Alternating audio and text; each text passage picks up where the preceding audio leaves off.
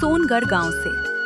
पहाड़ियों और हरे भरे खेतों से घिरा ये गांव अपनी खूबसूरती और सादगी के लिए दूर दूर तक जाना जाता था।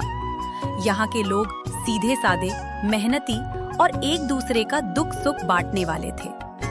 लेकिन इस शांत गांव की खूबसूरती के बीच एक ऐसा साया भी था जिसका नाम सुनते ही लोगों के चेहरे उतर जाते थे।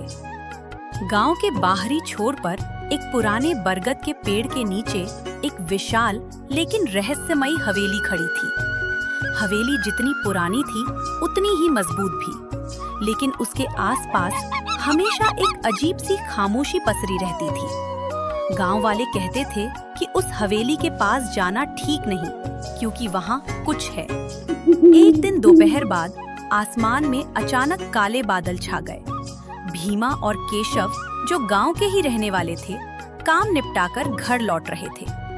रास्ते में तेज बारिश शुरू हो गई और देखते ही देखते ओले गिरने लगे। सिर बचाने के लिए दोनों घबराकर इधर-उधर देखने लगे। जल्दी चल, कहीं छत मिल जाए, भीमा बोला। वो देख, सामने हवेली है। मजबूरी में दोनों हवेली के अंदर घुस गए। जैसे ही उन्होंने कदम रखा, अंदर से ठंडी हवा का एक तेज झोंका आया। तभी सन्नाटे को चीरती हुई एक भारी और डरावनी आवाज गूंजी। कौन आ गया? कौन आ गया? दोनों के शरीर में सिहरन दौड़ गई। उन्होंने डरते डरते चारों ओर देखा। हवेली के एक कोने में धुंधली रोशनी के बीच सफेद खुले बालों वाली एक बुढ़िया बैठी दिखाई दी, जो कुछ बड़बड़ा रही थी। भीमा और केशव की सांसें अटक गईं। डर के मारे दोनों बिना पीछे देखे हवेली से बाहर भाग खड़े हुए। ओलों की मार सहते हुए वे सीधे गांव की ओर दौड़े। उस दिन के बाद सोनगढ़ गांव में हवेली को लेकर डर और अफवाहें और भी गहरी हो गईं। कुछ दिन बीत चुके थे, लेकिन बरगद के पेड़ के पास वाली हवेली की चर्चा अब भी सोनगढ़ गांव में थमी नहीं थी। लोग शाम होते ही उस दिशा में देखना भी पसंद नहीं करते थे।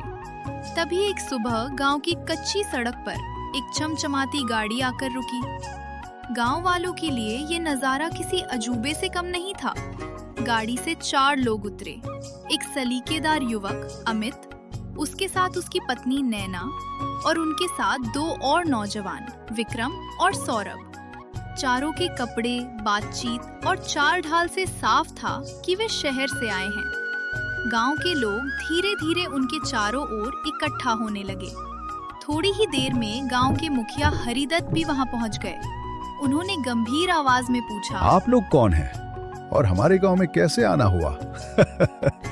नमस्ते, मैं अमित हूँ, ये मेरी पत्नी नैना है और ये मेरे भाई विक्रम और सौरभ। हम यहाँ अपनी पुरानी हवेली को देखने आए हैं, जो बरगद के पेड़ के पास है।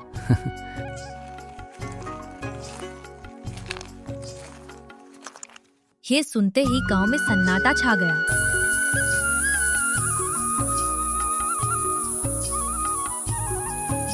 कुछ लोग एक दूसरे का मुंह देखने लगे, तो कुछ ने धीमी आवाज में फुसफुसाना शुरू कर दिया, वही हवेली जिसमें बुढ़िया रहती है। मुखिया हरिदत्त का चेहरा सख्त हो गया। बेटा, वो हवेली डर की वजह है। वहाँ एक अजीब औरत दिखती है। बरसों से लोग उस तरफ नहीं जाते। नैना हल्के से हंस पड़ी। अरे काका, ये सब अफवाहें हैं। अगर वहाँ कुछ होता तो अब तक कोई वीडियो वायरल हो चुका होता। मैं खुद वहाँ जाकर रिकॉर्डिंग करूंगी। भीमा और केशव भी भीड़ में खड़े थे। दोनों की आंखों में डर साफ झलक रहा था। मत जाइए साहब, हमने अपनी आंखों से देखा है, भीमा बोला। लेकिन अमित ने उनकी बात अनसुनी कर दी। अगर हवेली हमारी है तो हमें उसे देखना ही होगा। इतना कहकर चारों ने हवेली की ओर बढ़ने का फैसला कर लिया और गांव वाले चिंता और डर के साथ उन्हें जाते हुए देखते रह गए। अमित, नैना, विक्रम और सौरभ धीरे धीरे बरगद के पेड़ के पास खड़ी उस पुरानी हवेली के सामने आकर रुक गए। बाहर से हवेली जितनी डरावनी लग रही थी, उतनी ही भव्य भी। ऊंची दीवारें, बड़े बड़े खंभे और समय से लड़ती मजबूत संरचना देखकर चारों कुछ पल के लिए चुप हो गए। यार, ये तो किसी राजमहल जैसी है, विक्रम ने हैरानी से कहा। अगर इसे बेच दिया तो करोड़ों मिलेंगे। सौरभ की आंखों में चमक आ गई। नैना ने मोबाइल निकाल लिया। मैं इसका वीडियो बनाऊंगी, लोग देखेंगे कि भूत वूत कुछ नहीं होता। जैसे ही अमित ने भारी लकड़ी का दरवाजा धक्का देकर खोला, भीतर से ठंडी हवा का तेज झोंका बाहर की ओर आया। ऐसा लगा जैसे किसी ने अदृश्य हाथों से उन्हें छू लिया हो। पल भर के लिए चारों सिहर गए, लेकिन किसी ने कुछ कहा नहीं। अंदर का विशाल हॉल अब भी अजीब तरह से चमक रहा था। दीवारों पर नक्काशी साफ दिख रही थी, मानो समय ने उन्हें छुआ ही ना हो। चारों लोग इधर उधर घूमकर हवेली को देखने लगे। तभी अचानक सन्नाटे को तोड़ती हुई एक धीमी भारी आवाज गूंजी। कौन आ गया? चारों चौंक गए। तुम लोगों ने सुना? अमित ने पूछा। शायद हवा होगी, नैना ने बात टाल दी। आवाज फिर आई, इस बार और साफ। कौन आ गया? कौन आ गया? आवाज का पीछा करते हुए चारों एक अंधेरे कोने की ओर बढ़े, लेकिन वहां कुछ नहीं था। तभी अचानक छत से चमगादड़ों का झुंड निकल पड़ा। नैना जोर से चीख पड़ी और पीछे हट गई।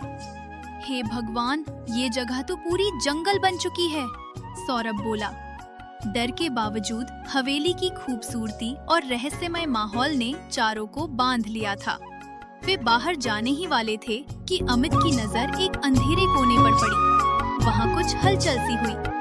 चारों की नजरें एक साथ उस दिशा में टिक गईं और अगले ही पल उन्होंने वहां एक आकृति को बैठा देखा। सफेद बालों वाली औरत स्थिर आंखों से उन्हें घूर रही थी। हवेली का सन्नाटा और भी गहरा हो गया।